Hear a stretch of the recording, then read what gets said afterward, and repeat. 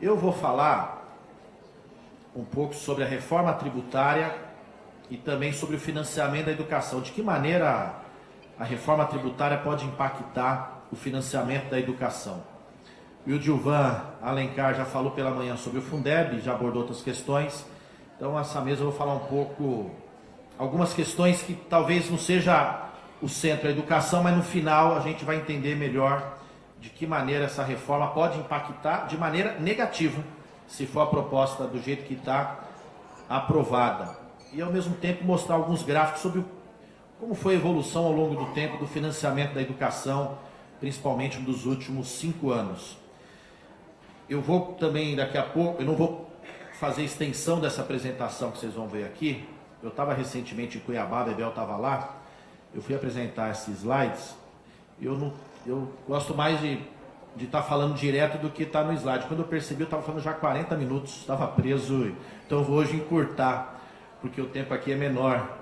Eu falei para o Fábio que eu estou com uma outra, eu tenho que sair no máximo, Bebel, 16h30 daqui, porque nós vamos ter uma audiência, um ato em Guarulhos contra a privatização da FURP.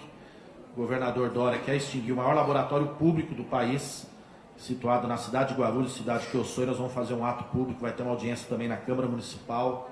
E como a onda de diminuir o Estado está na moda, né? Esses governos falam que são gestores, que são bons de administração, isso, aquilo, mas só sabem vender. Administrar que é bom não administram, né? Então nós vamos ter um ato na cidade na cidade mais tarde sobre isso. Pode passar. Bom, essa aqui, o financiamento da educação tem a receita de impostos. O Calegari já falou bastante sobre isso. Também tem o salário da educação, que incide sobre a folha. Também está presente uma das maneiras de financiar a educação pública. Pode ir? Pode ir. Pode ir também, acho que já falou sobre isso. Pode ir passando. Pode ir passando também, eu vou chegar. Bom, o Calegari já falou, também fazer um gráfico de como é composto o Fundeb, né? Essa cesta de tributos, de impostos, que é vinculado ao fundo e repartido depois entre os estados e municípios, e a gente tentar diminuir de fato essa desigualdade existente, né? A desigualdade social, infelizmente, está aumentando no país. Os nossos governos tentaram e trabalharam muito para que ela diminuísse. Nós somos um país só, né? Todo mundo tem direito, todo mundo tem suas perspectivas, seus sonhos de vida, e é justo que a gente trabalhe para... Essa é a função do governo, né? Ele tem poder sobre todo mundo, arrecada de todo mundo para tentar equalizar a situação social, a igualdade dentro da nossa sociedade. Pode ir. Aqui eu vou falar sobre a evolução do orçamento do MEC ao longo do tempo. Quando a gente pega em 2002, são 16,2 bilhões. Quando infelizmente nos tiraram do poder, nós temos lá 100 bilhões. Olha a diferença. Em 2018, 109. Quer dizer, uma diferença brutal, né? O orçamento do MEC ao longo dos nossos governos só foi aumentando, porque a educação era prioridade. É assim, teve vários programas, o Mercadante inclusive foi ministro numa época importante, trabalhou muito também para isso. Eu não vou dar números, enfim, o gráfico demonstra claramente a evolução do crescimento orçamentário. Estou falando aí do governo federal, pode ir. Aqui o orçamento discricionário, ou seja, aquilo que é investimento, outras ações, aquilo que não está vinculado. Também ao longo do tempo a gente percebe a mudança, o crescimento gradual. Em 2014 foi o ano de maior volume. Aquilo que é livre para o Ministério definir aonde ele vai investir. E você vê a queda, né, acentuada nos últimos anos, sendo que em 2019, o ano atual, nós temos ali na casa dos 17. Quer dizer, é muito pouco, uma diferença brutal. Quando os estudantes, professores, todos aqueles se manifestaram contra o corte no Orçamento Federal da Educação, aquela última coluna simboliza muito bem essa queda brusca, o corte que nós tivemos na educação brasileira. Pode ir?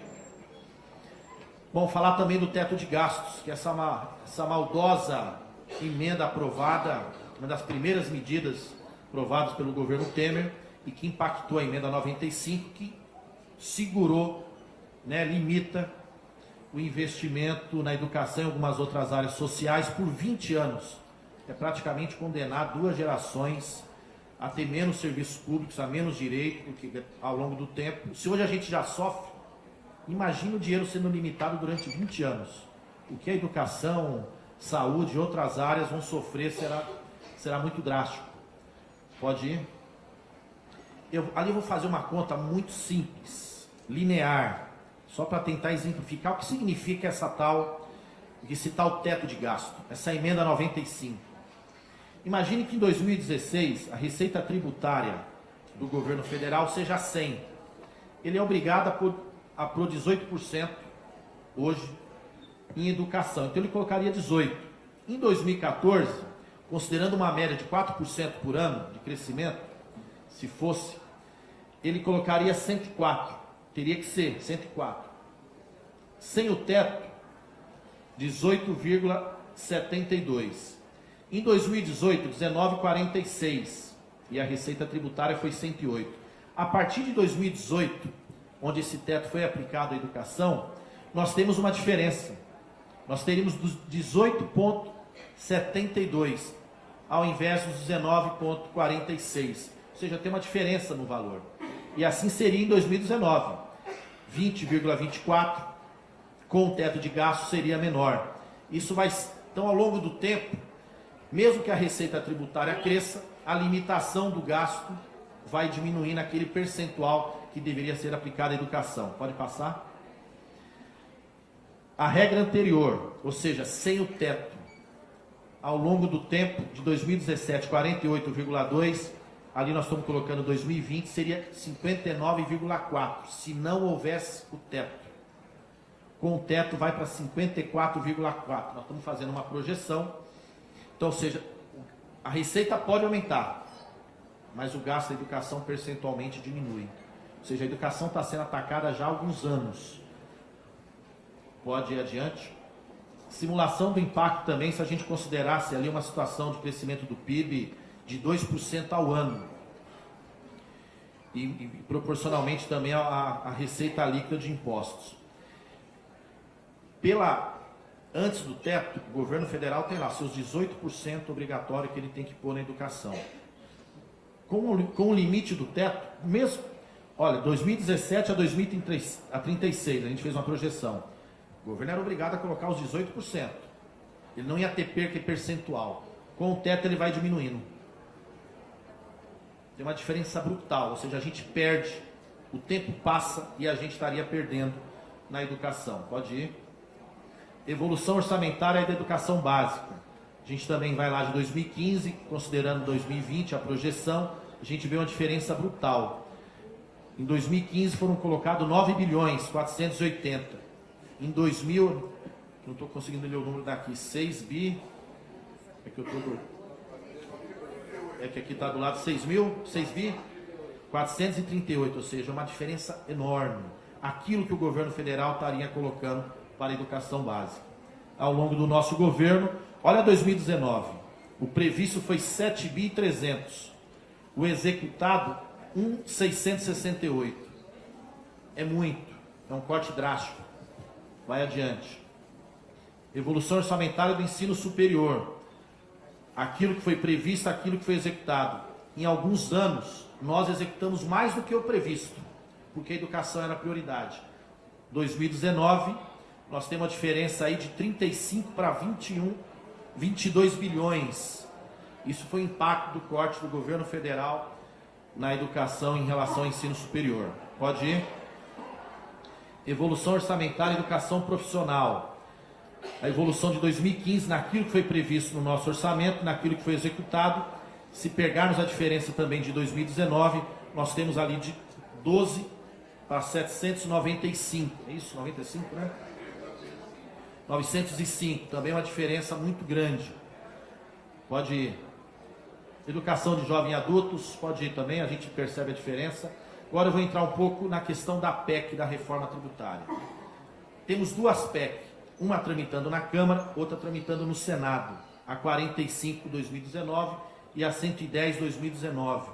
Percebe-se que tem uma disputa também de protagonismo, né? Quem que faz? E o governo está dizendo que vai mandar uma dele, que a gente não sabe claramente qual é. Todas elas, por princípio básico, só para entender, elas vão unificar alguns impostos em um só. Tem uma lógica boa, que é a simplicidade. A gente paga um monte de imposto que a gente não sabe o que é. A gente só sabe que alguém recebe, o governo recebe. Paga ICS, paga ICMS, paga outros. A gente não sabe exatamente, em cada produto, seja um copo d'água, alguma outra coisa que a gente paga, tem algo embutido. A gente não sabe distinguir os valores. Então tem uma lógica, simplifica. Mas será que do jeito que eles estão propondo é o ideal? Aí nós temos divergência. Então o nosso sistema é confuso, é caótico, é mais complexo, tem muita sonegação, é regressivo. Ou seja, infelizmente, quem tem mais não paga mais atualmente.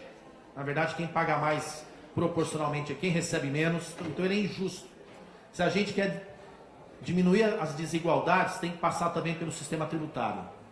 Ele tem que ser simples, ele tem que ser direto, mas ele tem que ser progressivo. Quem tem mais, paga mais. Quem recebe menos, paga menos. Vai adiante. Pode ir. Então, pode ir também. Pode ir passando. Mais uma. Porque isso aqui era um quadradinho de como seria a incidência, mas aí vai dar muito. Vai tomar um certo tempo. Pode ir. Bom, é isso que eu falei. Ele tem aspecto positivo. Vai simplificar. Volta. Vai simplificar, vai reduzir a possibilidade de sonegação, vai ter uma transparência maior, mas do jeito que está, ele ainda é desproporcional em relação a quem deveria pagar mais tributos. Pode ir? Pode ir adiante. Bom, na proposta na Câmara, ele pega o IPI, o IPIS, o CONFINS, o ICMS e o ISS e cria somente um tributo sobre bens e serviços. Então, por exemplo, vai acabar com o ICMS, que é estadual, vai acabar com o ISS, que é municipal, e 3 tributos federais. E vai criar um só tributo, que depois será compartilhada a arrecadação desse tributo entre os entes, né, municípios, estados e governo federal. Então, em tese, ele fica mais simples, mas ele ainda vai incidir sobre o consumo. Essa água, quem ganha um salário mínimo se comprar, vai pagar X%, imagine que sejam 10%. Quem ganha 10, se pagar 10... também vai pagar 10%. Quem ganha 100 salários mínimos, se comprar essa água, continuará pagando o mesmo valor. Ou seja, quem ganha menos, paga mais. Na proposta do Senado, junta IPI, IOF, PIS, PASEP, CONFIS, ICMS, ISS, a CID Combustíveis e o salário e educação. As duas mexem na educação de maneiras diferentes. Enquanto que na proposta da Câmara desvincula o recurso da educação, na do Senado, por exemplo, ele mexe no salário e educação. Ele vai acabar. E a gente sabe o quanto é importante para cada município o valor que os municípios recebem no salário e educação. Pode ir adiante?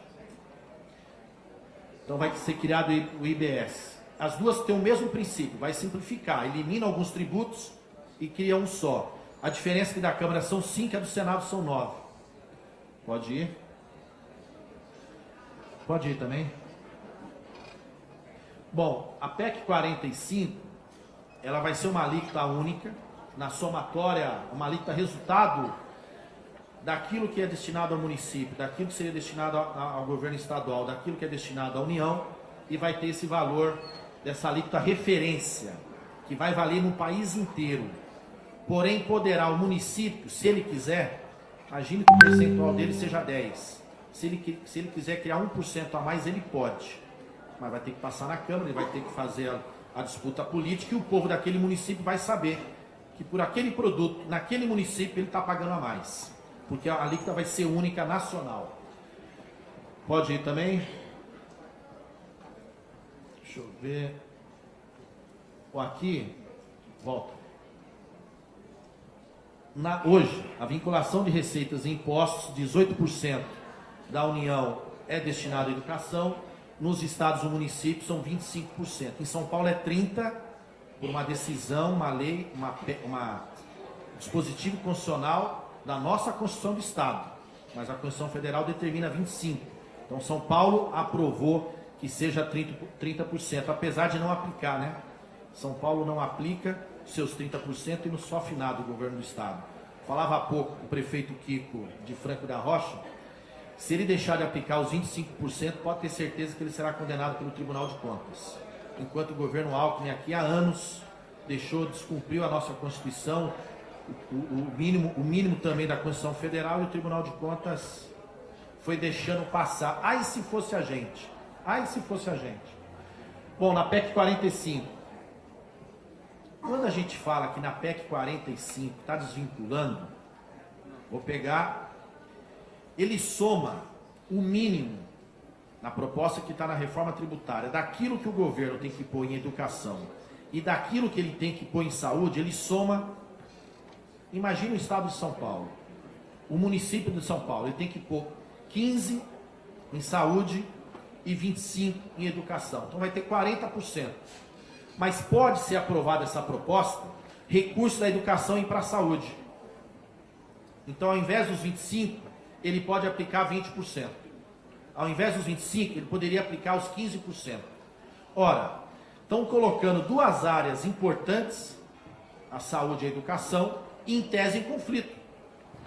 Porque, seja os profissionais, seja todos aqueles que defendem a educação, que é a garantia de mais recursos para garantir a melhoria na manutenção, os investimentos necessários, valorização profissional, ou seja, ter uma rede boa, profissionalmente todo mundo valorizado e de qualidade ao longo do tempo. Agora, imagine um prefeito, ano véspera de eleição, ele tem uma demanda, uma pressão sobre mais recursos em saúde. O que ele vai fazer ao longo do tempo? Ele vai arrochar. Ele vai arrochar. E vai deixar muita escola praticamente sucateada. Então, isso não tem sentido. Qual a lógica que está por detrás? Os governos querem recursos para fazer outras coisas. Então, se na saúde hoje já gasta mais do que os 15, e mesmo assim ainda precisa de mais, porque não está o ideal, ele tá dizendo o seguinte: pega esse recurso, ao invés de outros investimentos, pegue da educação. Tire da educação.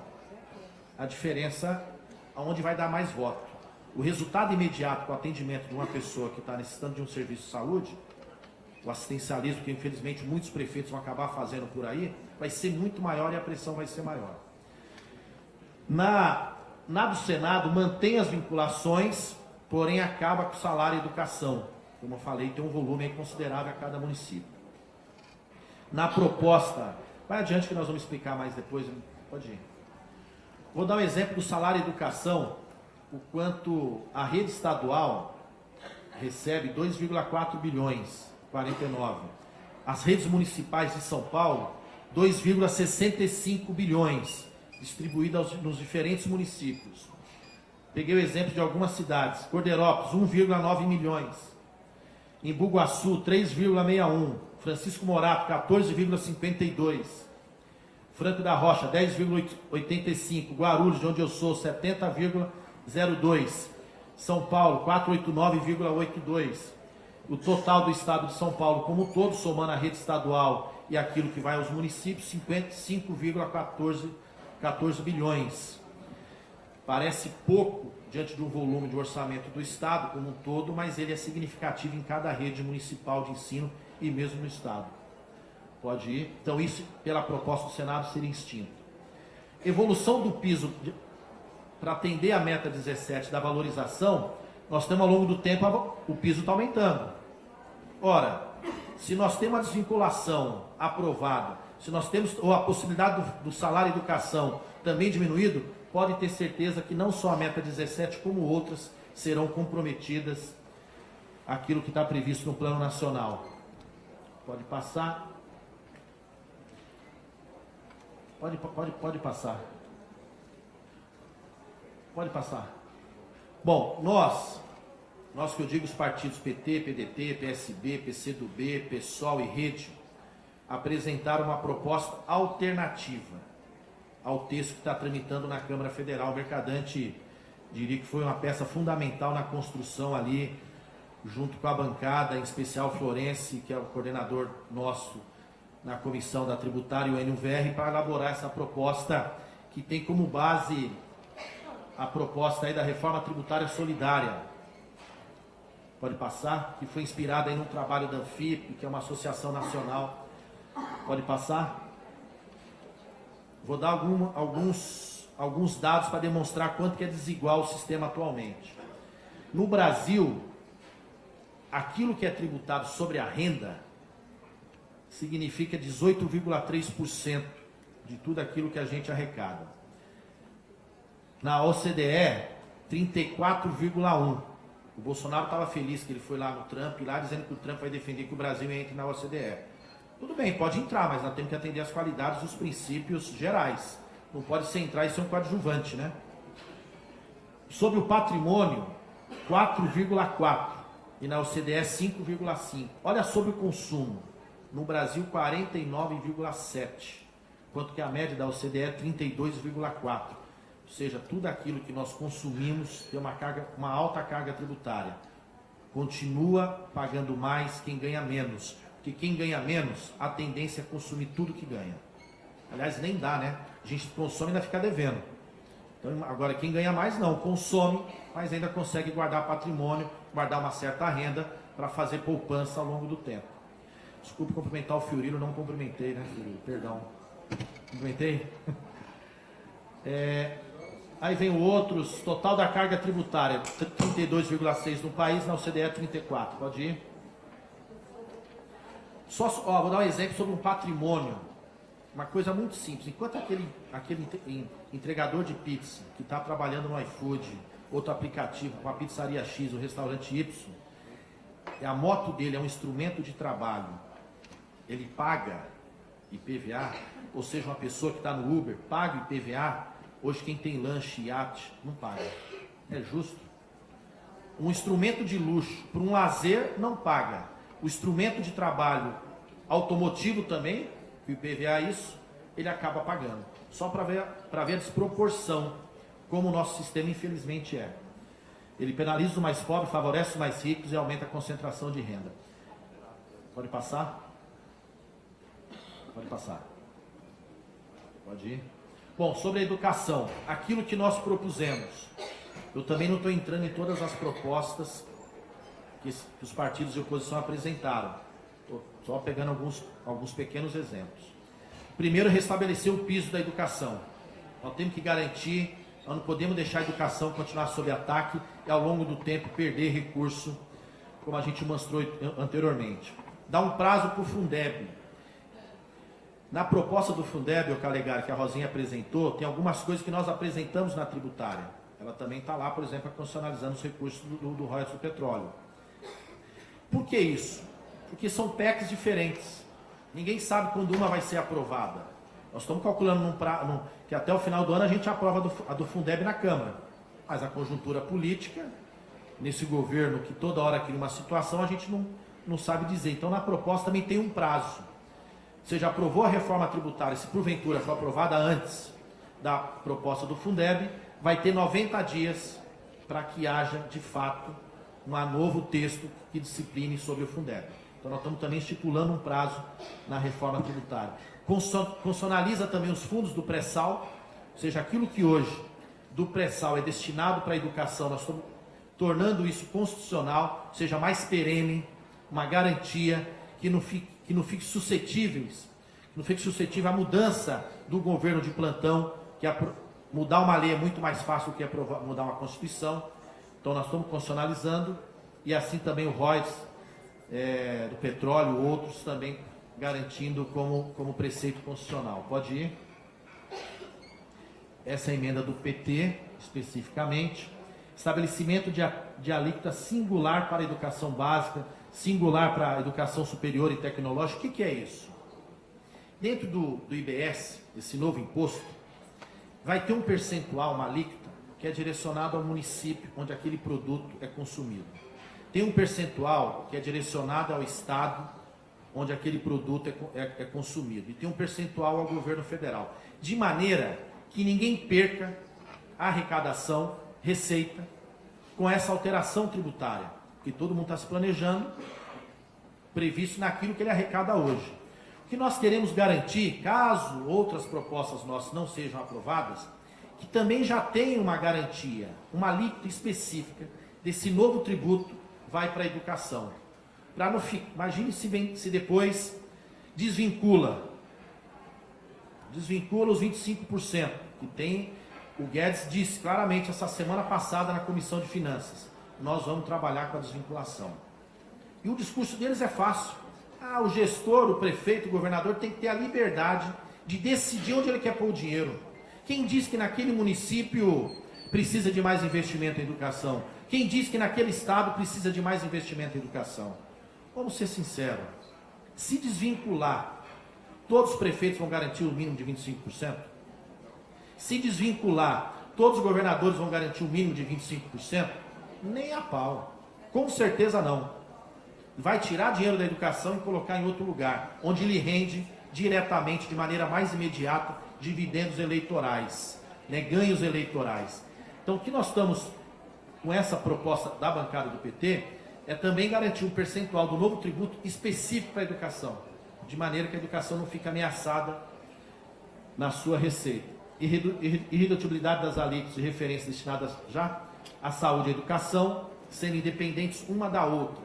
O que é educação é educação, o que é saúde é saúde. Não dá para as duas estarem no mesmo bolo, que vai ter uma disputa entre as duas áreas. E define como fonte adicional de recursos, já falei sobre o petróleo, prazo de 90 dias para o Fundeb, e retira a educação do teto de gastos. Não dá para a educação ficar engessada. Não dá durante 20 anos a gente ter um limitador daquilo que nós podemos dispor do orçamento federal na educação. Será um crime. Será um crime. A juventude vai sofrer, como já está sofrendo atualmente com esse corte. Como alguns falaram aqui de manhã para concluir, a educação é inimiga desse governo. Educação é inimiga. O servidor público é inimigo, assim como outras áreas. É o Estado brasileiro que está sendo desmontado ponto a ponto. O Estado brasileiro está sob ataque. E a educação brasileira, principalmente a pesquisa, a ciência, a tecnologia, é um governo que não gosta, né? De quem pensa ele não gosta. Daqui a pouco eles vão dizer que é crime pensar no país. Quem tem um mínimo de reflexão, um mínimo de crítica, um mínimo de apreço pelo conhecimento, vai ser criminoso. Porque para eles é algo absurdo. Não é à toa que a educação então vem aí sendo atacada drasticamente. O que nós temos? Queria fazer uma pequena reflexão. Nem todo mundo. Nós temos em torno de 130 deputados de oposição, somando os diferentes partidos. A tropa do Bolsonaro, aquele que é mais bolsonarista, também não é o núcleo de 100, não vai ter 100 deputados, mas tem a turma do meio. Eles não estão com o governo em todas as pautas, mas naquilo que interessa economicamente eles estão. E dentre outras coisas, boa parte desse grupo interessa desvincular. Essa semana um deputado do PSDB, que foi secretário do Alckmin, Samuel Moreira, falou, não, nós somos favoráveis à desvinculação. Os governos têm que ter a liberdade. Então, essa possibilidade da desvinculação, o tema não está no dia a dia do povo em geral, mas tem muita articulação no Congresso para que isso aconteça. O que eu quero chamar a atenção? Se a gente não levar esses debates adiante, se a gente não mobilizar e fazer as pessoas entenderem o quanto elas vão sofrer com isso, nós não vamos fazendo massa crítica para poder fazer o enfrentamento na hora necessária. Então nós temos que dizer, a educação está sob ataque. Seja o Fundeb que o governo não quer pôr, e como disse aqui o Gilvan, não é uma proposta para 40% no governo atual. Vai chegar em 40% lá na frente. Ou seja, uma proposta que vai atingir outros governos. Mas mesmo assim eles não querem. Mesmo assim eles não querem. Tem uma tropa ali que aceita isso. Pode ir? Bom, então só para... Se nós temos o Fundeb que está tramitando numa comissão específica, uma deputada do DEM fez um excelente trabalho, a Dorinha, fez uma proposta que tem aí concordância em diversos pontos, e no eixo central, é bom que a gente está ganhando tese aliados do outro lado. De uma outra maneira, tem a pauta que o governo vai pôr em breve da desvinculação, que também ataca frontalmente a educação brasileira. Então, companheiros, companheiras, Bebel, mais uma vez parabenizá-la. Nós temos que fazer esse debate de fato em tantos outros lugares, estamos à disposição, mas nós só vamos conseguir ganhar resistência, ganhar força, se cada um aqui no seu canto, na sua cidade, na sua escola, no seu meio, ajudar a levar essa informação e a gente multiplicar. Fazer reflexão. seja com os professores de determinada escola, seja com grupos da cidade, seja com estudantes. Nós temos que juntar força, porque o bicho parece maluco, mas ele ainda tem muita força. E as ideias malucas ainda têm amparo numa parte da sociedade que bate palma e que apoia. O discurso deles é mentiroso. Vai ter a liberdade de investir aonde quiser, mas ele é muito cruel, e nesse caso específico, cruel com a educação brasileira. Obrigado, estou à disposição. Muito obrigado, deputado.